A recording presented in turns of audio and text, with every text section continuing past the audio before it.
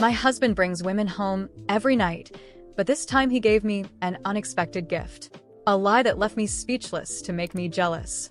My husband brings a different woman home every night. He spends the night with her and, in the morning, orders his men to get rid of her. This morning was no different. I stood outside Enrique's room, listening to the sounds escaping through the cracks of the door, and bitterly smiled. For me, this was nothing new, but I still felt a pang of sadness about the situation. When I came back to my senses, his bedroom door suddenly opened. Enrique stared at me intently.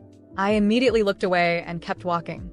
Before I could get too far, I heard his voice ordering the men to take away the woman he had spent the night with.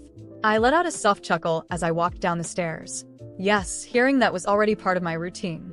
After all, he is a ruthless mafia boss, and I, Mariana Oliveira, am his wife. In the kitchen, I sat down to eat. The maid was ready to serve me, and the armed men roamed the house, a constant reminder of who he was. Mariana, get ready. Enrique's voice caught my attention. I turned and saw him approaching my seat. For what?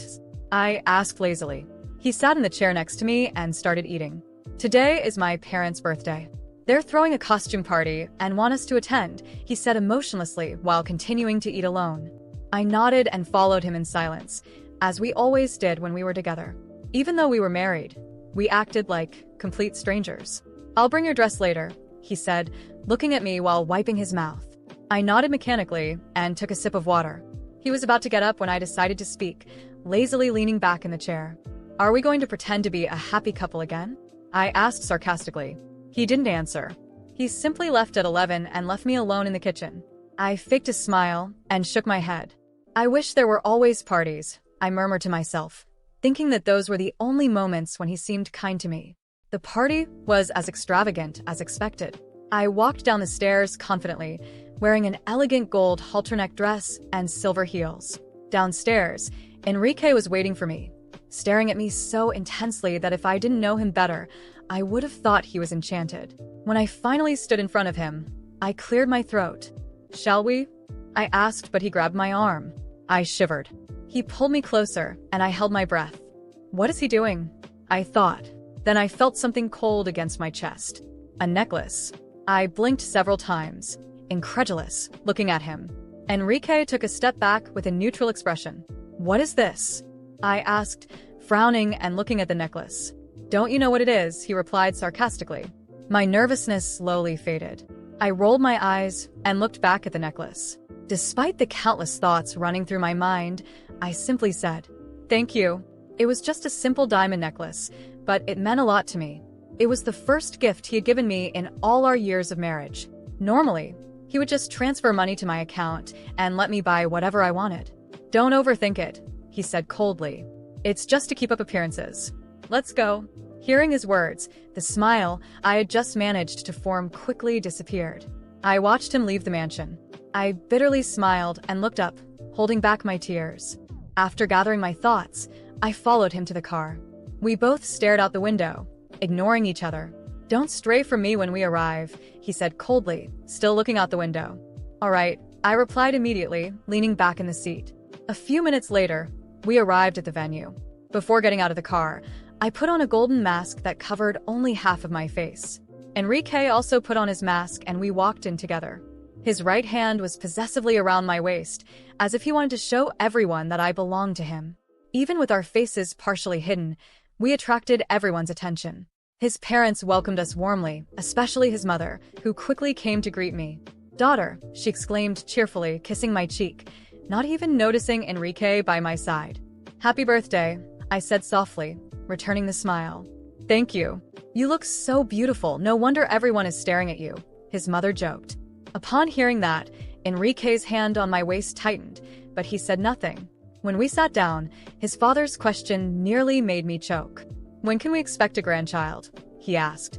I coughed awkwardly, and Enrique quickly poured me some water and gently rubbed my back. "Are you all right, dear?" his mother asked, concerned. I tried to smile. "I'm fine," I replied, sitting up straight.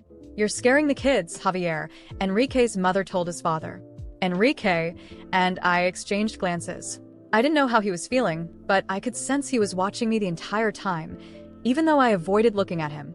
"You've been married for over 2 years. "It's about time you gave us a grandchild," his father joked. I blushed at the comment, unsure of how to respond. "Next month," Enrique suddenly said in a firm voice. I turned my head toward him, stunned. Before I could process his words, he leaned in and kissed me. My heart started pounding wildly. There was no sun that morning. The sky over Madrid was covered with thick clouds, as if the universe sensed the approaching storm. From the kitchen, I heard firm footsteps coming down the stairs. I knew exactly who it was, of course. Enrique moved through the house like a king in a medieval castle. And in some ways he was. But I was not his queen, at least not in the traditional sense. I was a decoration, a trophy in his endless game of power. While I quietly ate breakfast, I felt his presence behind me. He didn't bother to greet me. He simply poured himself some coffee and sat across from me. His gaze was cold, calculating as always. The silence between us wasn't uncomfortable. It was routine. After all, we had been married for 2 years, but we treated each other like complete strangers. "There's another dinner tonight," he finally said, breaking the silence. "With whom?" I asked, pretending not to care while stirring my spoon. "With the governor and some investors." "Do what you do best. Smile and stay quiet," he replied without looking at me. His indifference irritated me, but it no longer hurt as it once did. I had learned to hide my emotions behind a mask of apathy. However, something in his tone made me look up. There was a shadow in his eyes, a flicker of impatience that wasn't usual for him. Something was off. Hours later, as I was getting ready for the evening, I decided to explore his office. It was a place I rarely dared to enter, but something inside me pushed me to do it. Enrique had always been meticulous, but in his rush, he had left some documents scattered across his desk. My eyes landed on an envelope stained with coffee drops. I carefully opened it, and my heart stopped as I read its contents. It was a letter addressed to one of his trusted men, ordering my elimination. My hands trembled as I held the paper, but my mind remained cold.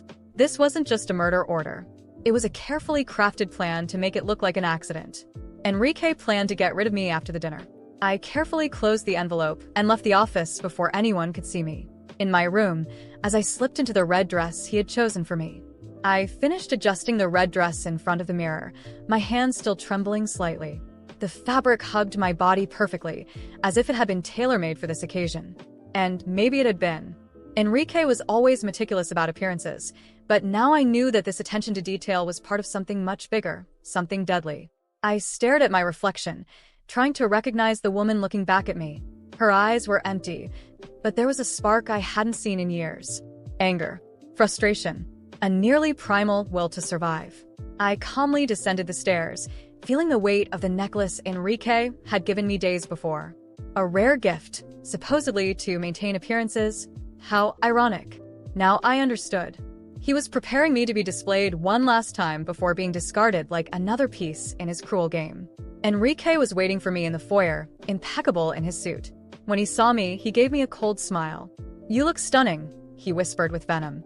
"Thank you," I murmured, controlling the tremble in my voice. He offered me his arm, and I took it, feeling the coldness of his skin. We walked to the car in silence. On the way to the dinner with the governor and the investors, I stared into the night through the window. My heart was pounding, but my mind was already forming a plan. I couldn't simply run. Enrique had eyes everywhere.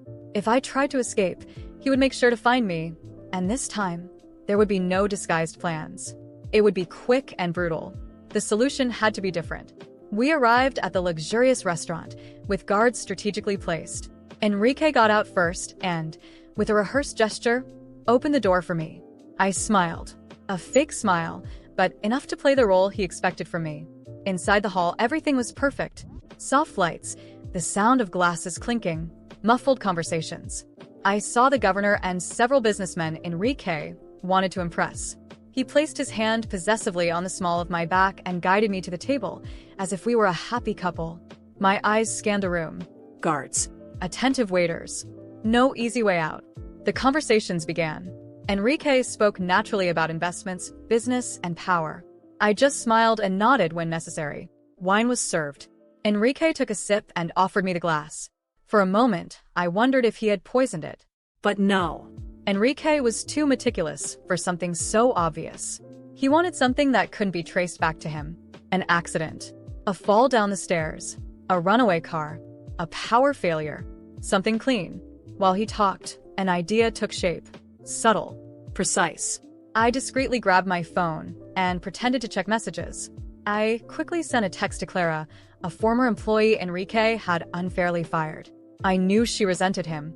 We weren't friends, but we had something in common. Contempt for that man. I need your help. Urgent. I can pay you whatever you want. Meet me behind the restaurant in 20 minutes. Enrique didn't notice. He was too absorbed in his lies.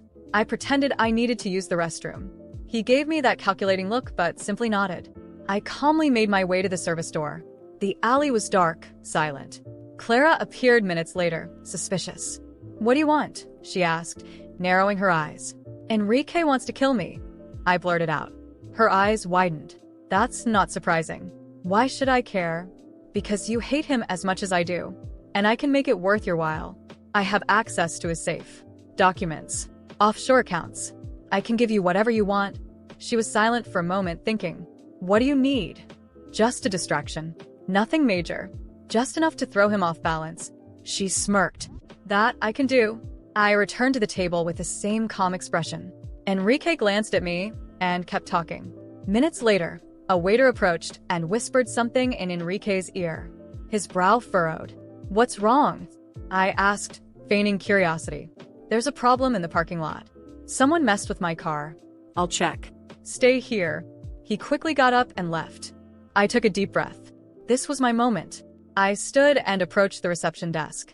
I smiled at the receptionist. "My husband asked me to grab the key to the private suite. He forgot it." She hesitated. "Could you show me some ID?" I tilted my head slightly. "You know who he is, don't you? You know what happens to people who disobey him." She paled and handed me the key. I navigated the hallways to the private room where Enrique closed his dirty deals. I opened the safe with the code I had memorized over the years. Documents. USB drives. Fake accounts. I took everything, stuffed it in my purse, and quietly slipped out. Outside, I heard shouting. Clara had done her part. I didn't look back. I got into the first taxi I saw, to the airport. Fast. As the car pulled away, I smiled for the first time in years. This wasn't just an escape. I had proof. Enrique couldn't hunt me down without destroying himself. This time, the game was mine.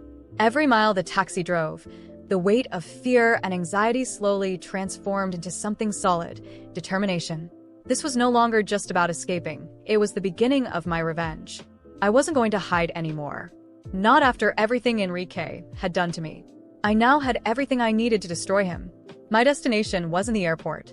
I asked the driver to drop me off at a discreet hotel in the city center. I needed time, silence, focus.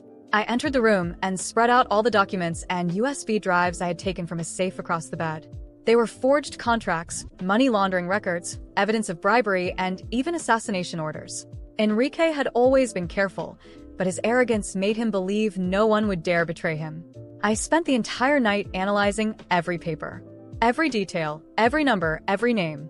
Among the documents, I found something even more valuable.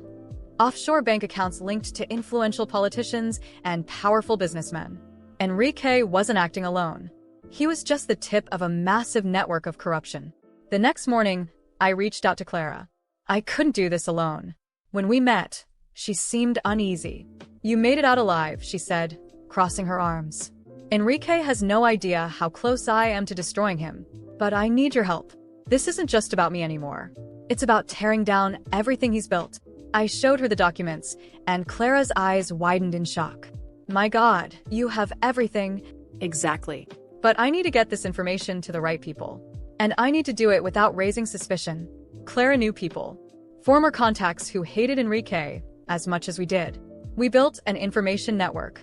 I sent copies of everything to investigative journalists, prosecutors, and even Enrique's rivals.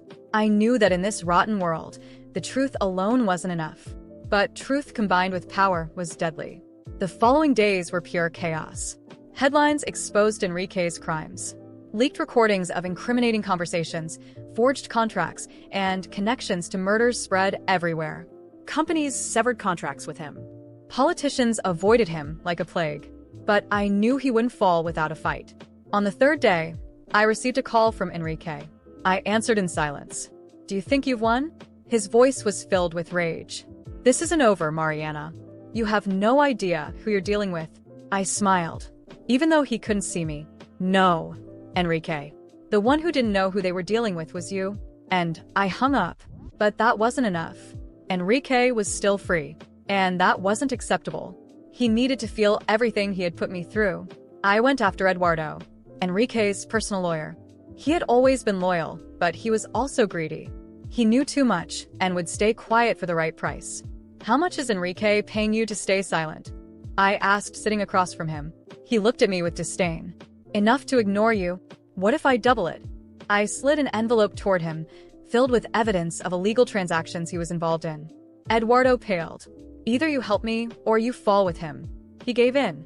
With Eduardo's help, we froze Enrique's accounts, blocked his assets, and triggered hidden debts with old partners. His empire started to crumble, piece by piece. But the final blow was still missing. I discovered where Enrique was hiding, in an isolated mansion, surrounded by security. I knew I couldn't confront him directly, but he was alone, without allies. That's when I did the unthinkable. I contacted Vargas, one of Enrique's oldest rivals. A man just as ruthless as Enrique, but smart enough to recognize an opportunity. I want to hand Enrique over to you. With evidence. Everything. Vargas didn't refuse. Their war was old, and Enrique was now vulnerable. That same week, Enrique was captured by Vargas's men and handed over to the authorities, not out of honor, but because Vargas wanted to erase any connection to him. Enrique was arrested, charged with money laundering, murder, and organized crime. At his trial, I saw him in handcuffs, worn down. The eyes that once intimidated me were now empty. For the first time, he wasn't in control. He was sentenced to life in prison. All his allies were either arrested or fled the country. Clara opened her own cybersecurity company. With my financial support, she became a leader in the industry. Eduardo vanished. After doing his part, I never heard from him again. I imagine he went into hiding before someone decided to silence him. And me? I invested part of the recovered money in foundations supporting women who, like me, had lived under the shadow of dangerous men. I rebuilt my life far from that past. Today, I wake up in peace, without fear, without shadows. Enrique rots in a cell, powerless, penniless, and alone. I rebuilt everything. And most importantly, I won.